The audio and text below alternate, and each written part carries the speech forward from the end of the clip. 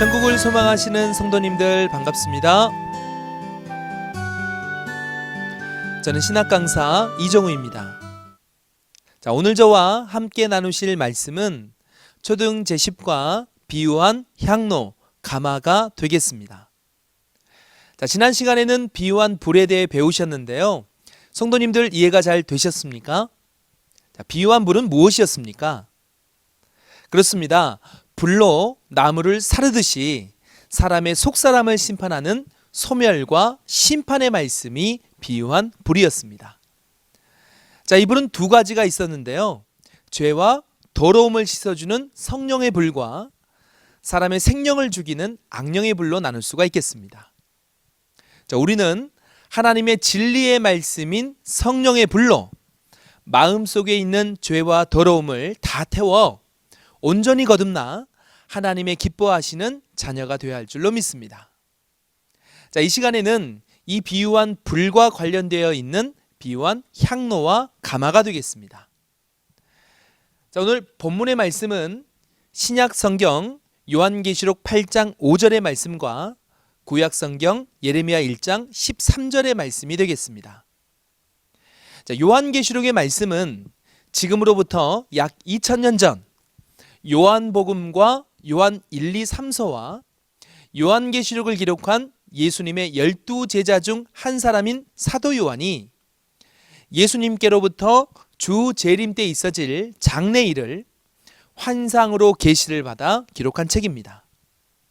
또한 이 예레미야의 말씀은 지금으로부터 약 2600년 전 베냐민 땅 아나돗의 제사장 중 힐기야의 아들 예레미야가 하나님께로부터 유다와 예루살렘에 대한 이상을 받아 장래일을 기록한 책입니다. 자, 이 점을 이해하시고 오늘 본문의 말씀을 함께 읽어보겠습니다. 천사가 향로를 가지고 단 위에 불을 담아다가 땅에 쏟음에 뇌성과 음성과 번개와 지진이 나더라. 여호와의 말씀이 다시 내게 임하니라 이르시되 내가 무엇을 보느냐? 대답하되 끓는 가마를 보나이다. 그 면이 북에서부터 기울어졌나이다. 네, 읽어보신 계시록 8장 5절 말씀에는 천사가 향로에 불을 담아다가 땅에 쏟는다고 말씀하고 계십니다. 이때 이 천사가 가지고 있는 불을 담은 향로는 무엇일까요? 또한 예레미야 1장 13절 말씀에 예레미야 선지자가 본 북에서 기울어진 이 끓는 가마, 이것은 무엇을 의미하는 것이 되겠습니까? 이제 그 비유의 참뜻을 알아보겠습니다. 자, 먼저 비유한 향로와 가마의 실체가 무엇인지 말씀해 드리겠습니다. 자, 비유한 향로, 가마의 실체는 무엇인가? 그 실체는 바로 향로는 사람의 마음이며 가마는 교회가 되겠습니다. 왜 이러한 답이 나오는지는 성경을 통해 하나씩 증거해 드리겠습니다. 이제 첫 번째로 비유한 향로에 대해 알아보겠습니다. 자, 동시에 관련되어 있는 향과 향연의 비유도 함께 알아보겠는데요. 자, 성도님들, 향로하면 무엇이 먼저 떠오르십니까? 우리는 절에서나 제사를 드릴 때 향로에 향을 피우는 것을 많이 볼 수 있습니다. 종교적으로 말한다면 불교나 유교를 먼저 생각할 수가 있겠는데요. 그럼 이 향로는 언제부터 사용이 되었는가? 성경을 통해 향로의 유래를 알아보겠습니다. 자, 이 향로는 지금으로부터 약 2500년 전에 시작한 불교나 유교가 있기 전 이미 하나님께서는 이 향로를 만들어 제사를 드릴 도구로 사용하신다는 것을 알 수가 있겠습니다. 자, 그렇다면 이 향로가 누구를 통해 어떻게 왜 만들어졌는지 한번 알아보겠습니다. 출애굽기 25장 8절로 9절 말씀을 보게 되면 지금으로부터 약 3500년 전에 하나님께서는 모세라는 선지자를 통해서 하늘의 것을 보여주시고 이 땅 가운데 장막을 지으라 말씀하셨습니다. 이 장막은 히브리서 8장 5절 말씀을 보게 되면 하늘에 있는 것의 모형과 그림자라고 말씀하고 있는데요. 장막의 구조를 살펴보면 휘장을 중심으로 해서 휘장 바깥쪽을 성소, 휘장 안쪽을 지성소라고 하고 있습니다. 그러면 우리가 알고자 하는 이 향로는 어디에 있을까요? 자, 모세 때는 향로가 있는 분향단을 휘장 밖 성소에 두었지만 신약의 히브리서 9장 4절의 말씀을 보게 되면 자, 휘장 안쪽 곧 지성소에 향로가 있다고 말씀하고 있습니다. 문제는 히브리서 9장 9절로 10절의 말씀을 보게 되면 이 장막은 현재까지의 비유라고 말씀해 주신 것입니다. 그리고 개혁할 때까지 맡겨두었다고 말씀하셨으니 결국 이 향로도 비유인 것이요 영적인 의미가 있어 장래에 나타날 실체가 있다는 것을 알 수 있겠습니다. 그럼 이 향로의 특성을 생각해 보시면서 참 의미를 알아보겠습니다. 자, 향로라는 것은 어떻게 사용을 했는가? 자, 이 향로는 불을 담는 그릇이어서 향로에 불을 담아다가 향을 뿌리게 되면 향이 불에 타서 올라가는 연기, 곧 향연이 올라갔던 것입니다. 이것을 향을 피워 올리는 분향이라 하겠는데요. 자, 이것이 영적으로는 어떤 의미가 있는가? 자, 구약 때는 제사 드릴 때 사용을 했지만 자, 로마서 12장 1절의 말씀과 같이 신약 시대에는 이제 제사가 아닌 영적인 예배로 모든 것이 바뀌어졌습니다. 그럼 육적 제사 드릴 때의 향로가 영적인 예배 드릴 때의 무엇과 관련되어 있는지 자, 시편 141편 2절의 말씀을 읽어보시면서 더 알아보겠습니다. 나의 기도가 주의 앞에 분향함과 같이 되며 나의 손 드는 것이 저녁 제사같이 되게 하소서. 나의 기도가 주의 앞에 분향함과 같이 되기를 원한다 하였습니다. 이 분향은 곧 향을 피우는 것인데 영적으로는 하나님 앞에 기도를 드리는 것과 같은 의미가 되겠습니다. 성도님들, 향로에 향을 피우는 것과 기도 연결이 잘 되십니까? 잘 안 되시죠? 그럼 비유를 하나씩 열어보면서 어떻게 기도와 관련이 되어 있는지를 알아보겠습니다. 먼저 향로라고 하는 것은 불을 담는 그릇입니다. 그래서 향로는 불과 같은 말씀을 깨달은 사람의 마음이 되겠습니다. 그러면 이 향로의 불은 사람의 마음 안에 있는 말씀이라고 할 수가 있겠죠. 자, 그렇다면 이 향로에 뿌려지는 이 향은 무엇일까요? 이것을 이해하기 위해 계시록 5장 8절의 말씀을 함께 읽어보겠습니다. 책을 취하심에 네 생물과 24 장로들이 어린 양 앞에 엎드려 각각 검은고와 향이 가득한 금 대접을 가졌으니 이 향은 성도의 기도들이라. 이 향은 성도의 기도라고 말씀하고 계시죠. 그래서 향을 뿌리는 것은 말씀을 깨달은 마음으로 하나님께 기도를 드리는 것과 같다 하겠습니다. 다음은 향연인데요. 계시록 8장 3절로 4절의 말씀을 보면 이 향연이 천사의 손으로부터 성도의 기도와 함께 하나님 보좌 앞으로 올라가게 된다고 말씀을 하셨으니 향연은 올라가는 기도 소리라고 할 수가 있겠습니다. 이 정리를 하자면 향로에 불을 담아 향을 피우면 향연이 올라가듯 사람의 마음 가운데 말씀을 담아 하나님의 뜻에 합한 기도를 간절히 드리게 되면 비로소 그 기도가 하나님께 상달된다는 의미가 되겠습니다. 이해가 되시겠죠? 그럼 여기서 한 번 더 생각해 볼 수 있는 것은 자, 우리는 하나님께 마음을 담아 기도를 하게 됩니다. 그러나 그 기도를 한다고 해서 끝나는 것은 아니죠. 우리가 바라는 기도가 하나님께 상달이 되어 응답을 받음으로 이루어져야 하지 않겠습니까? 그래서 이 말씀을 통해 깨달아야 할 것은 하나님께 응답을 받는 기도의 법칙입니다. 우리의 기도가 하나님께 상달되어 만일 기도하는 것마다 하나님 앞에 응답을 받는다면 얼마나 좋겠습니까? 응답받는 기도의 법칙. 자, 이것은 무엇일까요?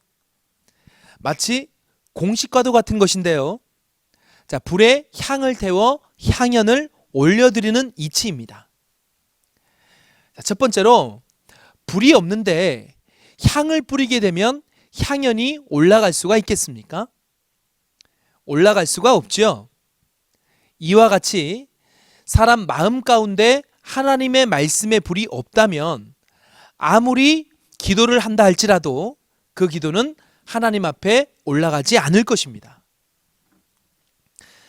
이사야 16장 12절의 말씀에서도 하나님의 말씀이 없는 모압 이방 사람이 피곤하도록 봉사하고 기도한다 할지라도 그 기도는 하나님 앞에 무효하다라는 것을 말씀해 주셨으니 이러한 기도가 되어선 안 되겠죠. 또한 말씀이 있다 할지라도 그 말씀이 하나님의 말씀이 아닌 악령의 불인 비진리라 할 것 같으면 그것 또한 받아주시지 않을 것입니다. 레위기 10장 1절로 2절에서는 하나님이 명하시지 않은 다른 불로 분향을 드리게 되니 도리어 그들을 심판하신 말씀이 있습니다. 여기서 하나님이 명하시지 않은 다른 불은 하나님의 성령의 불이 아닌 악령의 불, 곧 사단의 비진리라고 할 수 있겠습니다. 하나님의 뜻이 아닌 잘못된 가르침을 통해 기도하게 되면 그 기도 또한 상달되지 않는다는 것을 깨달으시기 바랍니다. 자, 그렇다면 다음으로 불은 있는데 향이 없다면 어떻게 될까요? 그 또한 향연은 올라가지 않을 것입니다. 그러니 우리는 하나님의 말씀을 깨달았다면 그 말씀을 마음에 두고 그 뜻대로 기도하는 심령이 되어야 할 줄로 믿습니다. 자, 마지막으로 불이 있고 향이 그 위에 뿌려지게 되면 향이 타서 향연이 올라가게 되는 것 맞죠? 이와 같이 하나님의 말씀을 온전히 깨닫고 소망 삼아 그 말씀을 마음에 품고 향이 불에 타듯 가슴이 타들어가는 심정으로 간절히 기도를 드렸을 때 하늘의 이 기도가 상달된다는 것을 깨달으시기 바랍니다. 잠언서 15장 8절에 보게 되면 악인의 제사는 멀리 하시고 정직한 자의 기도를 하나님은 들어주신다고 말씀하셨으며 29절 말씀에서는 하나님은 악인은 멀리 하시고 의인의 기도만 들어주시겠다고 약속해 주셨습니다. 이러한 말씀으로 보아 무조건 기도를 한다고 해서 또한 제사를 드린다고 해서 하나님이 다 받아주시는 것은 아니죠. 정직한 자의 기도, 의인의 기도를 하는 것은 하나님의 약속의 말씀을 깨달아 온전히 믿는 참 신앙인의 기도인 것입니다. 그러니 이제 우리는 세상적, 정욕적, 육적인 기도만 할 것도 아니고 또한 30분이나 1시간 이상 기도해야 들어준다는 생각으로 중언부언하며 시간만 길게 기도할 것이 아니라 구하라 하신 것은 마태복음 6장 33절 말씀에 그의 나라와 그의 의를 구해야 한다고 했기에 하나님 나라 천국이 이루어지기를 바라고 또 천국이 약속대로 이루어졌을 때 그 실체를 믿게 해달라고 의를 구하는 하나님의 자녀가 되어 하나님 앞에 모든 기도를 응답받을 수 있는 우리 성도님들이 다 되시기를 바라겠습니다. 자, 그러면 이제 비유한 향로의 본문의 말씀을 이해해 보겠습니다. 자, 천사가 향로에 불을 담아다가 땅에 쏟는다고 하였는데 이 내용은 이 천사가 하나님의 말씀을 깨달은 사람을 들어 땅과 같은 배도한 선민을 심판하는 것을 의미하는 것입니다. 이해가 되시겠죠? 이렇게 해서 비유한 향로에 대해 알아보았습니다. 자, 그럼 두 번째로 비유한 가마에 대해서 알아보겠습니다. 관련되어 있는 비유로는 속과 남비라고 할 수가 있겠는데요. 먼저 특성을 살펴보게 되면 가마는 가마 속에 음식을 넣고 무엇인가 끓이고 삶을 때 사용하는 도구입니다. 이 영적인 가마의 참 의미를 알아보기 위해 에스겔 11장 3절로 4절까지의 말씀을 함께 읽어보겠습니다. 그들의 말이 집 건축할 때가 가깝지 아니한즉 이 성읍은 가마가 되고 우리는 고기가 된다 하나니 그러므로 인자야 너는 그들을 쳐서 예언하고 예언할지니라. 가마는 성읍이요 그 가마 속에 있는 고기는 우리라고 하였으니 성읍 속에 있는 백성이라고 할 수가 있겠습니다. 그러니 가마는 무엇이 되겠습니까? 고기로 비유된 사람들이 모여있는 성읍, 곧 교회와 같은 조직체라는 것을 알 수가 있겠습니다. 자, 그러나 이 시간에 가마가 성읍, 교회라는 것을 아는 것이 다가 아니라 이것을 통한 하나님의 비밀을 깨닫는 것이 더 중요하지 않겠습니까? 그럼 이 가마가 성읍, 교회와 같은 조직체라 하였을 때에 가마의 종류를 생각해 본다면 하나님의 소속 가마가 있고 사단 소속 가마가 있으며 한 가지 더 본다면 하나님 소속에서 사단 소속으로 가버린 배도한 가마까지 성경에서 이 세 가지의 가마를 찾아볼 수가 있겠습니다. 자, 그렇다면 우리는 이 세 가지 중 어떤 가마에 몸담는 신앙인이 되어야 하겠습니까? 자, 이것을 알기 위해서 이 가마의 비유를 더 이해해 보겠습니다. 자, 에스겔 24장 3절로 6절까지의 말씀을 보니 패역한 족속을 비유로 말씀하시는데, 자, 이 패역했다는 것은 자, 원래는 하나님의 소속이었지만 사단의 소속이 된 배도한 족속을 말씀하신 것 아니겠습니까? 자, 어떤 비유로 표현하셨는가? 자, 가마를 걸라 하시고요. 그곳에 물을 붓고 양을 잡아 넓적다리와 어깨고기를 그 가운데 넣고 모든 고른 뼈를 가득히 담아 이 가마 밑에 나무를 쌓아놓고 불을 피워 그 뼈가 무르도록 푹 삶으라고 말씀하셨습니다. 그리고는 그 가마를 피 흘린 성읍, 곧 녹슨 가마라고 비유한 것입니다. 자, 우리 성도님들, 녹슨 가마에 음식을 한다면 먹을 수 있겠습니까? 만일 그렇게 한다면 녹물이 모든 음식 속에 다 배어 도저히 먹을 수는 없고 도리어 버릴 것입니다. 이와 같이 하나님께서 버릴 수밖에 없는 이 패역한 족속을 놓고 녹슨 가마의 비유를 말씀하신 것입니다. 자, 이 비유한 의미를 살펴보면서 더 알아보겠습니다. 자, 이 나무라고 하는 것은 무엇인가? 나무는 곧 사람인데요. 불과 같은 말씀이 나오는 나무이니 곧 목자입니다. 그러니 불은 말씀이요, 고기는 성도이며 가마는 교회가 되겠죠. 자, 그러면 이 패역한 족속들이 얼마나 패역했는지 미가서 3장 1절로 3절까지의 말씀을 함께 읽겠습니다. 내가 또 이르노니 야곱의 두령들과 이스라엘 족속의 치리자들아 청컨대 들으라. 공의는 너희의 알 것이 아니냐. 너희가 선을 미워하고 악을 좋아하여 내 백성의 가죽을 벗기고 그 뼈에서 살을 뜯어 그들의 살을 먹으며 그 가죽을 벗기며 그 뼈를 꺾어 다지기를 남비와 속 가운데 담을 고기처럼 하는도다. 네, 내용을 살펴보니 참으로 패역함을 우리가 알 수 있겠습니다. 공의 공도로 백성들을 다스려야 될 목자들이 악을 더 좋아하고 선을 미워하여 그 백성들의 가죽을 벗기고 또 살을 뜯어먹고 뼈를 꺾어 다지기를 남비와 속 가운데 담은 고기와 같이 한다 말씀을 하셨습니다. 자, 이것은 무엇을 말씀하고 있는 것입니까?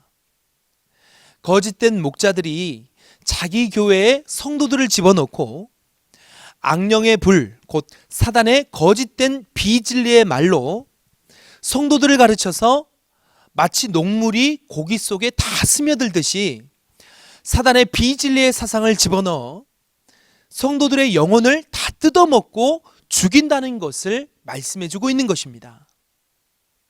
11절의 말씀을 보게 되면 두령들은 뇌물을 위하여 재판을 하고 삭슬 위에 교훈을 한다 하였으며 돈을 위해 거짓된 점을 치면서 우리는 재앙을 받지 않는다 하여 성도들을 평안하고 안전하게 안심을 시켜놓고 성도들에게 있는 돈을 포함한 모든 것을 갈취하고 사취하는 잘못된 목자가 있음을 하나님께서는 이 녹슨 가마의 비유를 통해 말씀해주고 계신 것입니다.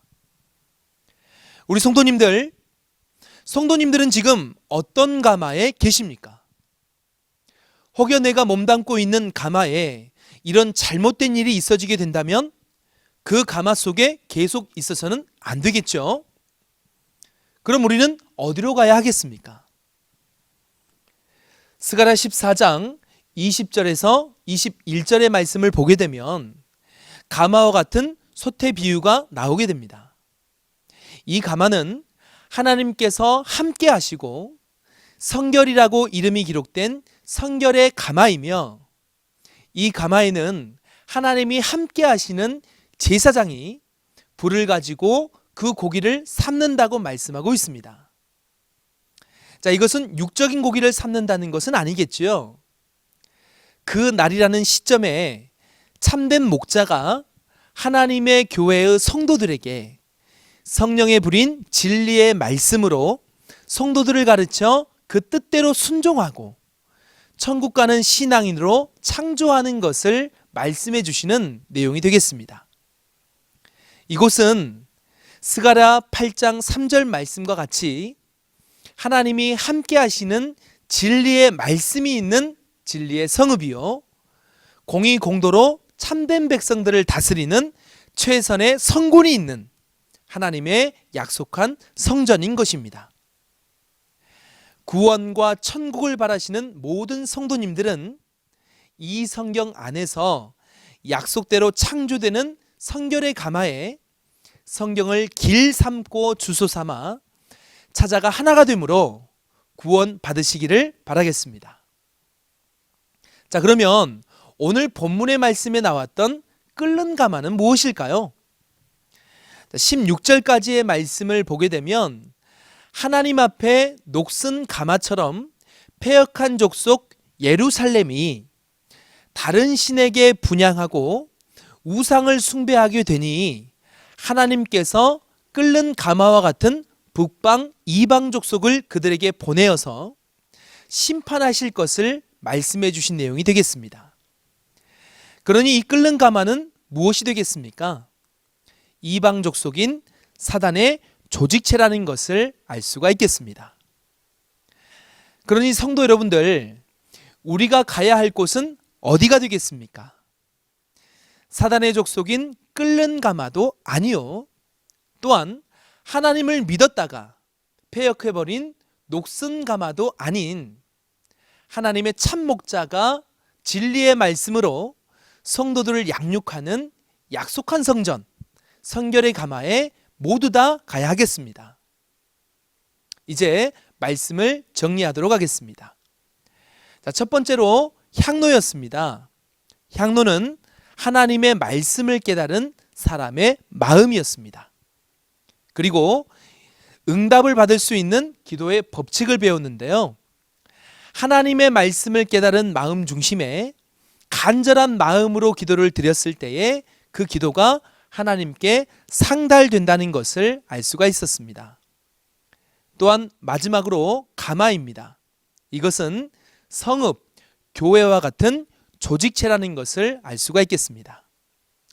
우리 모든 성도님들이 가야 할 곳은 예언된 약속이 성취될 때에 출현하게 되는 약속한 성전인 것을 생각하시고 진리의 말씀을 따라 모두 다 천국에 이르시는 성도님들 되었으면 좋겠습니다.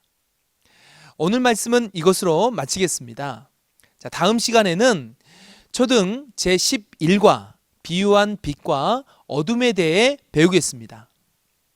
하나님께서는 구원을 받을 사람이 빛의 아들과 낮의 아들이 구원을 받을 것이라고 말씀하셨습니다. 그러면 빛과 어둠이 무엇인지 알아야지만 빛의 아들이 되는 것 아니겠습니까? 자, 다음 시간에도 하늘에서 오는 계시의 말씀으로 하늘의 뜻을 밝히 깨달으셔서 목적한 천국에 이르시기를 예수님의 이름으로 기원드리겠습니다. 지금까지 시청해 주셔서 감사합니다.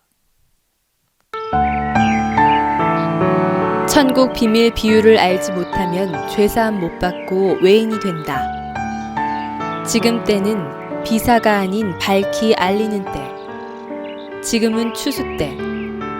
추수되어 간 자는 천국의 아들들.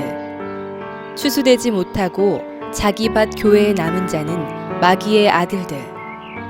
약속대로 믿고 구원받는 자 되자.